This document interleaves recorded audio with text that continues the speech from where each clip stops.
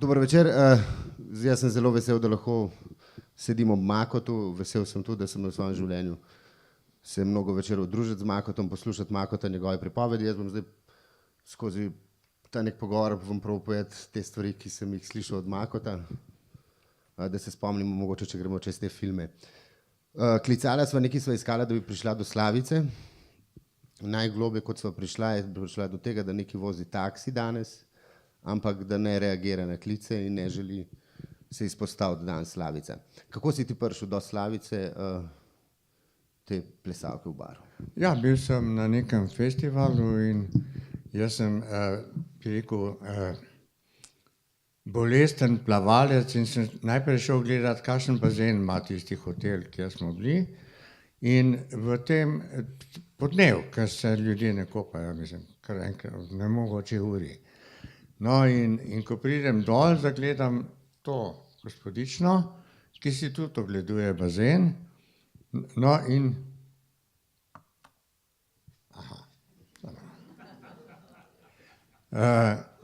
in je bila zelo zgovorna, začela je govoriti, povedala je, da je tule na programu in mimogrede je povedala te svoje težave, da jo silijo naročiti šampanjec, pije pa ne alkohola in tako naprej. In jaz sem rekel, no, to je pa zanimivo, neka striptizeta, ki se slači in tako naprej, pa ne pije alkohola in tako, ne. No in pa sem enostavno naredil ta film. A je bila, zate golota ni bila problem, videl, v parih filmih imaš goloto, mogoče še več golote, kot je danes v slovenskem. A golota? Ja. Je imel kdo kdaj težave z goloto v tvojih filmih? Ne, nisem imel, zanimivo, ker golota, tu je profesionalno golota, ne, saj ne moreš, ni striptizeta brez golote, ne. No in potem pa, kje sem še imel goloto, še nekje? Narodna noša. Kje? Narodna noša. A ja, Narodna noša, ja. No, tam je bil mal problem, mislim, moral sem se odločiti, a grem res, ampak vic je bil v tem, da te dame, ki so oblačile narodno nošo, niso imele hlač. In jaz sem samo tako lahko pokazal na filmu, da nima hlač, da je gola, najprej pa pol kaj oblači, ne. Tako. In je izgleda, da so smatrali vsi, nikoli nisem imel s tem težav. Je bila pa to, mislim, da prva golota v slovenskem filmu, taka cela. Ko smo že pri prvem, pa greva na potopljeno obalo, na Vibi ni bilo kamere oziroma hiše za kamero, da snemate podvodno, kako ste? Nikjer v Jugoslaviji ni bilo. No, povej. Ja, v bistvu sem jaz skonstruiral ohišje za profesionalno kamero, ki je držalo vodo, da smo lahko snemali pod vodo. In to so naredili in smo snemali. Je pa zanimivo, da je bila cela senzacija ta film pod vodo, prvi film pod vodo sploh v Jugoslaviji takrat in so se potem skregali za tisto podvodno ohišje za kamero. Filmarji enostavno skozi film servis je to pol, bi rekel, ponujal in je skozi bila v uporabi pol. Tista. Pri turnirju mi je zanimiva ta stvar, ko si mi govoril, da v bistvu, ko ste snemali Jelene, trka dveh Jelenov niste nikoli uspeli posneti. Je pa montažerka Pirkmajer potem z nekim presvetljenim, če poveš to. To je pa, mislim, ta Jeleni, to je pa ona naredila, montažerka. Mislim, genialno, ker v bistvu pri Jelenih je bilo tako, da sem jaz dobil ta film zaradi tega, ker ga je en drug snemalec dobil naročilo za film, plačanje je bilo, vse. Rekel je, da je 14 dni taval po gozdovih, pa niti enega jelena ni videl, ne. Kako naj naredi film, ne morem. Na kar sem jaz rekel, bom jaz probal, jaz sem bil glih brez dela takrat, sem rekel, bom probal, kaj se da narediti. In smo šli, mislim, če bi pa snemali tisto, kako smo Jelene snemali, bi bil pa to veliko bolj zanimiv film kot Jelene, ne. ker mi smo pa tudi 2 dni tavali po Pohorju z težko opremo, takrat ni bilo lahke opreme, vse je bilo težko in smo 2 dni tavali po Pohorju in se je zgodilo, da je nekdo zginil, ker je padel v Drčo, pa je šel dol namesto Polenke. No in pol so fantje klicali, pazi na kamero. Ne, nam niso rekli, da si še živ, ampak so vprašali, če je kamera še v redu. No in ja, Ta res ob trku. prosim? Res ob trku. Ja, no in še zaradi tega, ker bi ta film morali delati prej, ne, je šlo vse mimo. Tisti prsk, ali kako rečejo že to pri jelenih lovci, ko se ženijo, ne, to je vse bilo mimo. In jaz sem imel tam eno čredo nosečih samic, ne, jelen jih je pazil, to je bilo vse. Zdaj, kako to razgibati, pa prenesti malo gibanja noter. Pol mi je pa en povedal, da ena od košut so jo našli kot bebi v gozdu in so jo vzeli k eni gostilni in je zrasla v tej gostilni in najraje ima pa cigarete pa pivo. Ne? In pa sem pa jaz takoj kliknil, sem rekel, wow, če ima rada piva, nimam tu, ampak cigarete pa imamo, ne? In smo takoj probali ponujati cigarete in vse tisto, kar on nažene srno nazaj, je zaradi cigaret. Ona je hotela iti po cigareto, ne, in jelen je pa, ne. No in pol je postal jelen ljubosumen na tistega, kjer je cigarete ponujal in mu je zagrozil, tako da je teptal po tleh pa tako naprej, ne.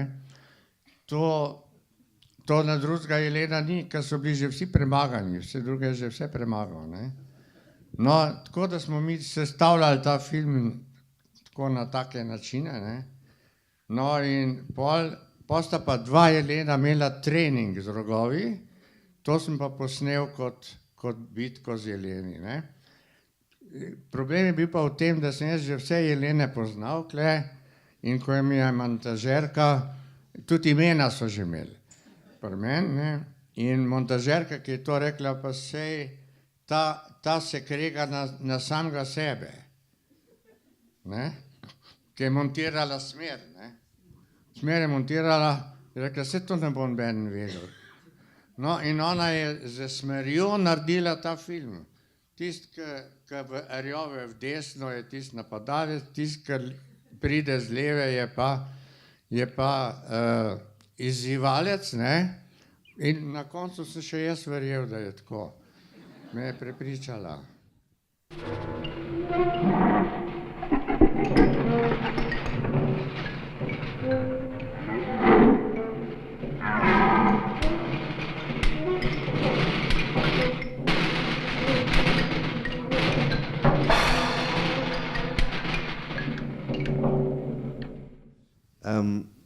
Kakor jaz sem računal, ti si v bistvu Mako prvi človek iz Slovenije, ki se je vpisal v šolo po drugi svetovni vojni, v filmsko šolo, prvo filmsko šolo v Jugoslaviji.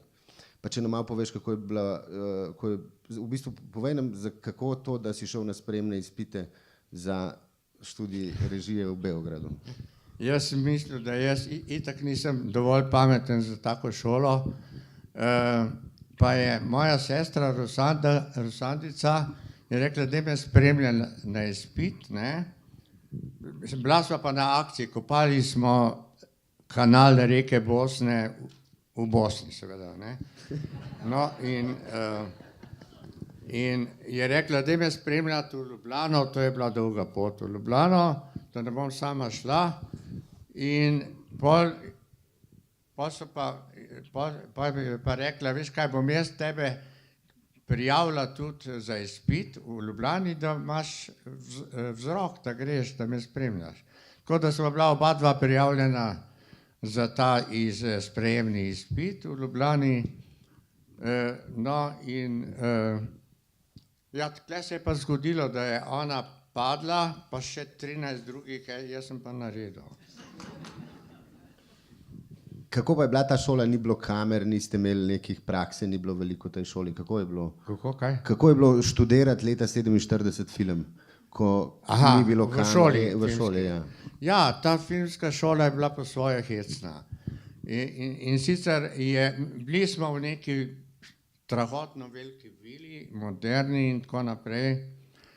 In smo imeli tam vse. Smo imeli spalnice, učne prostore, smo imeli dvorano, filmsko dvorano. Skratka, so zelo poskrbeli za ta letnik režiserjev. Najboljše profesorje so najeli imeli smo kar enih 5 kultur, zgodovinskih kultur in tako naprej, od slikarstva, teater in tako naprej, da ne naštevam. In to dobri profesorji, ne. No, ampak v filmu ni noben nič vedel pravzaprav, če se tako vzame. Greš v filmsko šolo, pa nihče ne ve o filmu. No, in tako da je pol vodstvo prosilo Vorkapiča iz Amerike, da je prišel, on je pa vedel več kot drugi ameriški režiserji, ker je zmeri, če en režiser ni vedel neko sceno, ni znal narediti, recimo tehnično ali pa tako, so njemu dali tiste posnetke, on je to zmeri odlično naredil, tako da ta pa je bil tisti. Sam jaz sem moral 1 leto podaljšati, to je bilo 1 leto Vorkapičevo, nisem končal v 4 letih, ampak 1 leto sem podaljšal. In ja, drugače pa še nekaj bilo dobrega na tej šoli, bila je blizu kinoteke, imela je kinodvorano in mi smo vsak dan zvečer gledali 2 celovečerna filma. In to od nemega filma naprej smo videli vse, kar je vredno ogleda. To pa je bilo nekaj, ne? Tisto, kar mi je koristilo.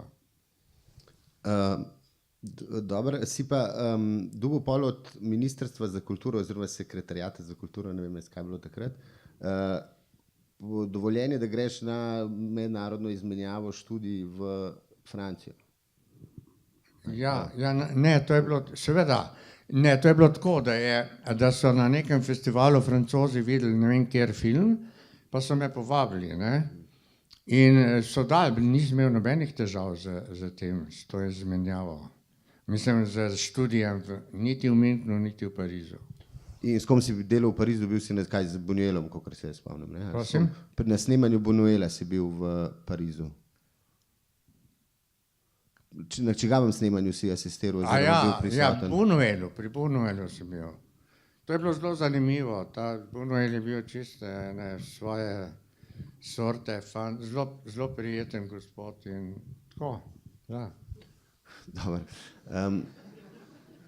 Potem pa nisi naredil celovečernega filma nikoli, si pa začel učiti filmsko vzgojo na televiziji Slovenije. Kako se je ta pot križala, da nisi šel v smer celovečernega filma, ampak da si pristal v izobraževalnem otroškem mladinskem programu televizije Slovenije? Ja, no, v bistvu je tako, da sem jaz, treba je najprej povedati, da so mene pravzaprav vrgli iz filma ven. Ne? In sicer zakaj? Tle ni bilo samomorilcev, ne? Nismo gledali filma, zaradi katerega se je marsikaj dogajalo. In sicer me je akademija prosila, da bi predaval na njih pismeno, jaz sem pismeno odgovoril, da sem za to, čez 15 dni mi je pa pismeno rekla, da ni več aktualno.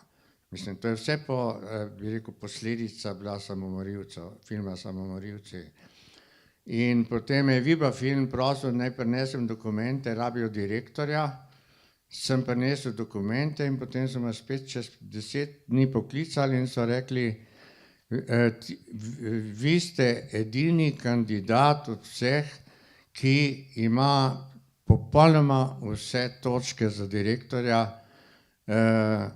ampak smo dobili navodilo, da ponovimo razpis. Ne? Tako mislim, tako, ne, potem pol je, našli so film Narodna noša, ki ga nismo videli, ne, danes, so našli film, novi dramaturgi so našli film v arhivu, so rekli, kaj s tem filmom? Leži tule v arhivu. Jaz sem rekel, cenzura je ta film prepovedala in jaz sem videl, če tako nedolžen film prepove, da mi bojo vse prepovedali pol in nimam več pri filmu kaj iskati, ne.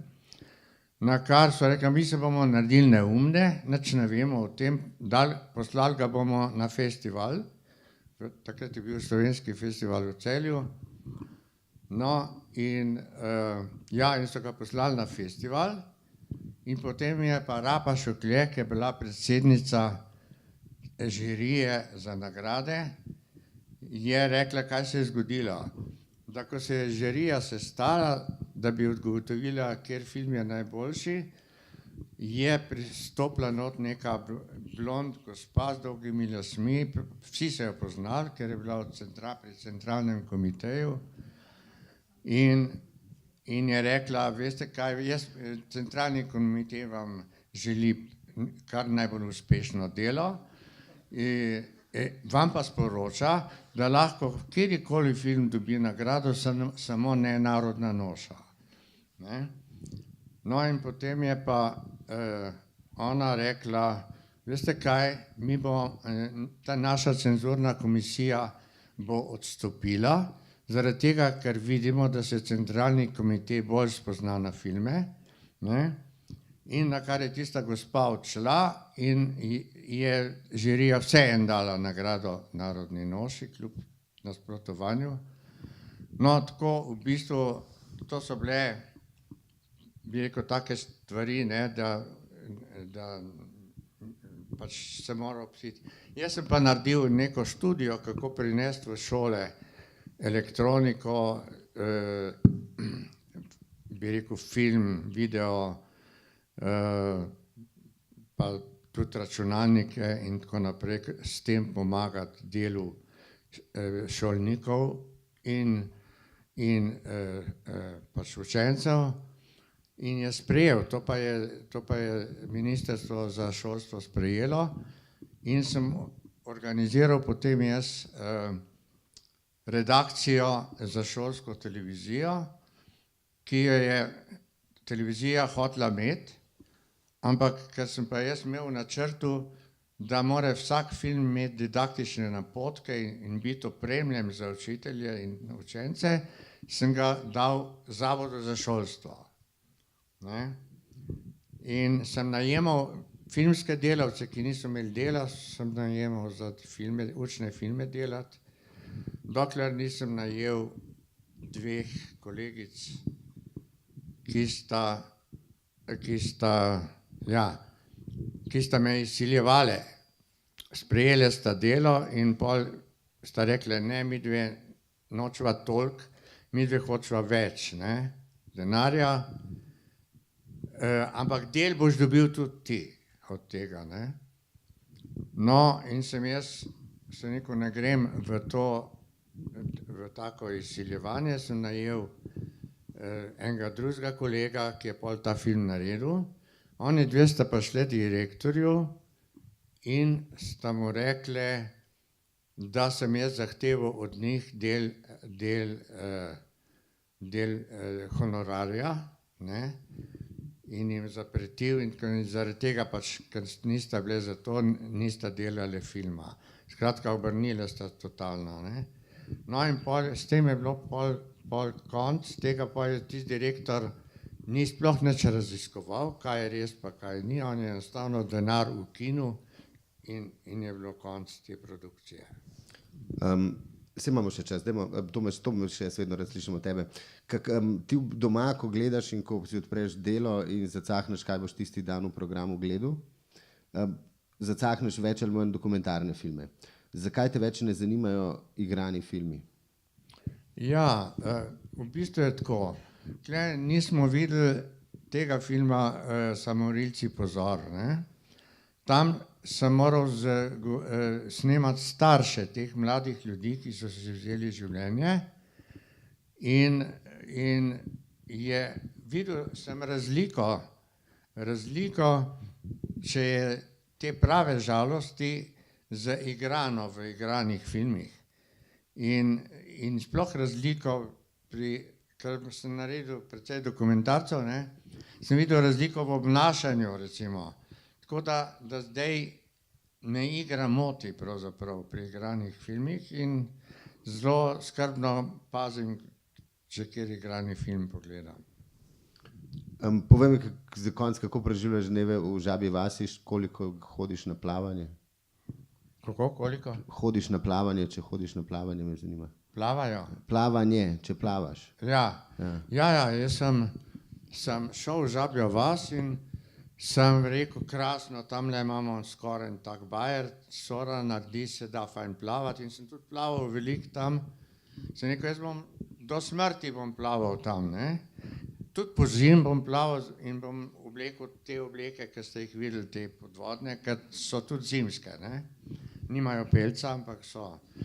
No in zdaj, pa sem pa videl, da je treba tako obleko po plavanju zmeri oprati, očistiti, da je treba pol jo ožeti, potem jo moraš obesiti, razumeš, s tem, da je že oblačenje je težko, da to navleče vse skupaj, slačenje tudi, ne, tako da zdaj sem prelen postal, da bi vse to naredil tako, da plavam samo še v toplicah. Hvala lepa, hvala Mako.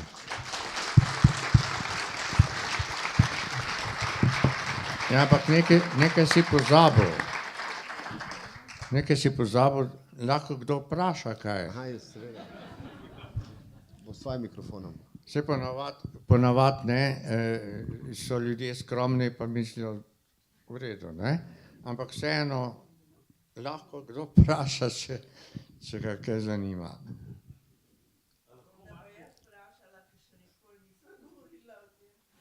A je Janez Menar pri meji, tisti duhovit tekst, meni se zdi super, napisal med tem, ko je gledal že zmontiran film? Ja, jaz sem mu nastavil te zadeve, on pa je to v besedah oblikoval.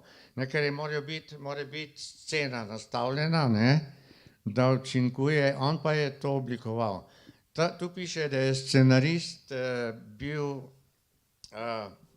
dramaturg Koh, ne, pa v resnici ni bil dramaturg, ampak on je to je bil moj prvi film in me je prisilil, da njega dam za dramaturga, da bo nekaj zaslužil, ne. Pa to še ni vse, dva dobra scenarija mi je on tudi ukradel pravzaprav, celovečerna filma, ne. In sicer en film je nastal, je dober od teh, ki jih je ukradel, imenuje se Akcija. In ne bi človek verjel, kako se to lahko zgodi, da ti ukrade scenarij. On je scenarije jemal, jih je vedno imel, mislim takrat, ko jih je bilo treba oceniti, pa izbrati, kaj se bo delalo, in je vzel pri meni, vzel film, scenarij, ki sem ga naredil, ko sem osebno se srečal z akterji osvobajanja iz celjskega starega Piskra, to je jetnišnica.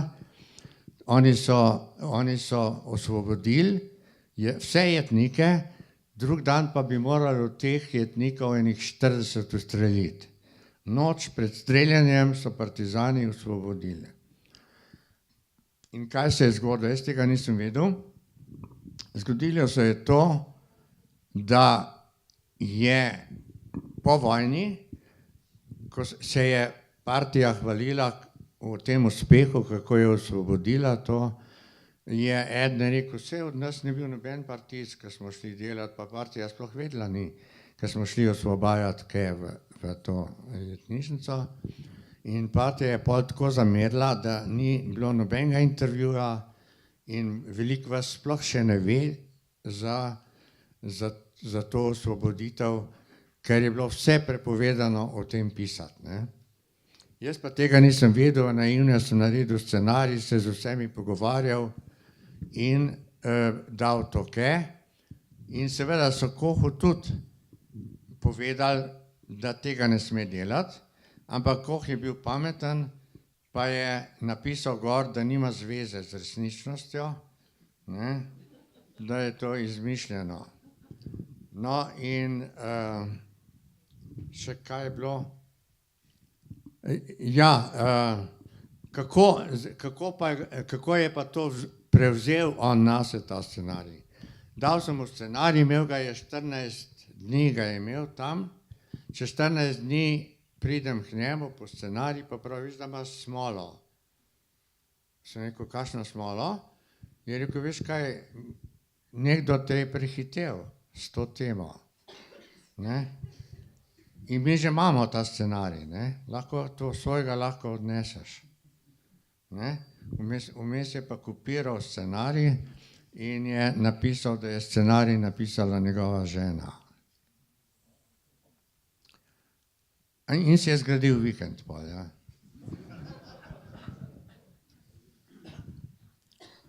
Ja? Jaz bi prvo ti čestital, Mako, na vsa dolga leta, odkar se poznamo še od MPK-ja, to je Mariborski plavalni klub. Bi pa omenil tukaj dva filma, ki sem jih delal s teboj, torej jaz sem jih več napravil, ampak dva, ki sta še danes aktualna. In to je bil Muzej zahteva, kjer smo pokazali tragedijo naše industrije, takrat v tistih let je bilo v 64, 65 in tak film so potem tudi, kot tista dama Bionda, prepovedali predvajati, pa srečam enega znanca, tudi Mariborčana, iz ministrstva, je rekel, ti kaj se ga pasval tam s filmom? Sem rekel, prid pogledat na Vibo, pa boš videl. In pride na Vibo drug dan, mu pokažemo ta film, Muzej zahteva, je rekel, ja, to mora iti ven. In par dni zatem smo šli delati kopje in je šel po kinematografih. Ta drug film, ki je pa še bolj aktualen, je bil pa Rejenčki. To je bil film o izgubljenih otrokih, posvojenih in vse sorte, kaj smo mi tam doživljali, da včasih mi je šlo na jok, kaj smo gledali in kaj smo snemali. Torej, še enkrat čestitke in še na dolga leta. Ja, res, veš kaj, no, moram povedati, pri filmu Muzej zahteva, to je, ga bomo videli enkrat, ne? To je pa, ta film je pa eden od tistih, ki so premikali zakone. Ene par je takih, kjer so pa recimo film o Ljubljanskem trgu, je, ko sem film naredil, so nehali govoriti, da bojo ukinili trg. To je en film. Ta film Muzej zahteva je pa rešil Slovenijo pravzaprav. Zakaj? Ker so ostale republike jugoslovanske so ugotovile, da se Slovenija prehitro razvija in da je razlika v razvoju z njimi vedno večja. In je vlada dala zakon ven, da vse devize, ki jih zasluži Slovenija, nobene ne sme porabiti, vse porabijo druge republike. In ko sem jaz snemal Strupe, ki ga tudi nismo videli, sem jaz direktorja vprašal neke tovarne, kjer smo snemali.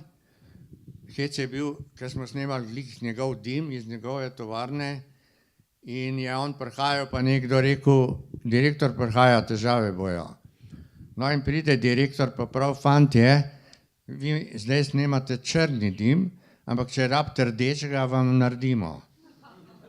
Naredimo vam tudi zelenega, ampak ti se bolj rmenkast. In pol nam je še izpuste pokazal, ne? Pol pa sem rekel, svoje izpuste, tiste neke rjave stvari so tekle ven in pol sem mu rekel, kako pa to, da vi nam tako prijazno kažete te svoje, bi rekel, onesnaževalce, ne? Je pa rekel, ja, je rekel, poglejte uno tovarno, nič ne kadi, nič ne gre ven z nje. Sem rekel, zakaj? Rekel je, stoji. Sem rekel, zakaj? Je rekel, zaradi enega zakona, ki ne more kupiti materijala za obdelavo, kjer zakon. In pa mi je povedal, da obstaja zakon, da Slovenija ne dobi deviz. Na kar sem jaz naredil ta film, je v Beogradu je tudi dobil neko nagrado, ampak ko ga je gledala vlada, film se pa konča s tem, da grejo delavci iz ene tovarne, grejo v inozemstvo, ne? Ker ni deviz, pa ne morejo tovarne obnoviti, ne? In se konča s tem, da bojo vsi dobili delo v Avstriji. No, in pa so pri vladi ugotovili, če grejo vsi v Avstrijo, ne bomo tudi mi imeli več deviz, ne? In so takoj ukinili tisti zakon. Tako da so Slovenci spet dobili devize, so lahko delali naprej, ne? Okay. Mako, zadnjič, ko sva se pogovarjala o tvojem delu, izjemno pomembni so strupi. To, kar je Mlakarja film o Krupici, izjemno pomemben film, je pravzaprav film Strupi. Tisti film, ne, ki je pač pokazal, da dimniki in dim pač niso simboli revolucije, ampak vse kaj drugega.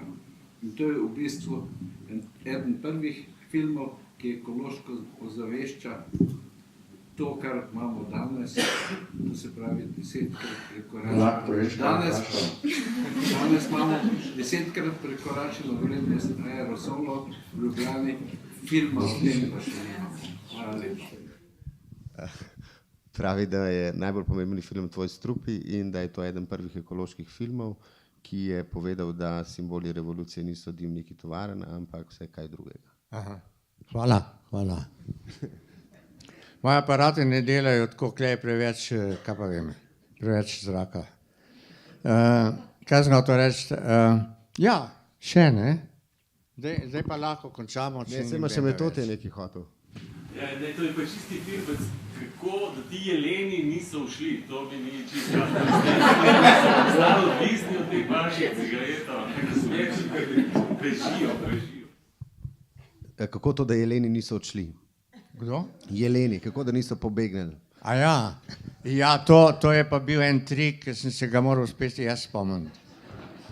In sicer, ja, dva dni smo mi tavali tam po Pohorju in jaz sem bil, ja, in jaz sem bil ta zadnji.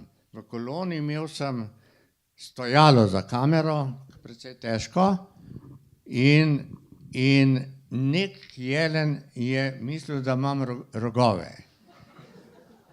In pride in me napade. Jaz odvržem stojalo, bežim pred njim, ne, in bežim okoli enega drevesa. On je bil pa hitrejši, sem rekel, moram imeti bolj debelo drevo za bežati okoli, ne, in grem k bolj debelemu drevesu in se loviva tam okoli, na kar sem rekel, ne, tudi ne gre, pa sem šel za eno tenko drevo, tako da, in on me je hotel direktno nasaditi in je drevo prišlo med rogove, jaz sem pa prijel oba roga, pa sem rekel, zdaj te pa več ne spustim, si ujet, ne. In on res je probal levo desno, zaradi drevesa ni mogel, ampak gor pa dol je pa šlo. In tako me je dvignil 2 metra gor pa dol. Pa 2 metra gor pa dol. To, kar je lahko delal, je delal, ne.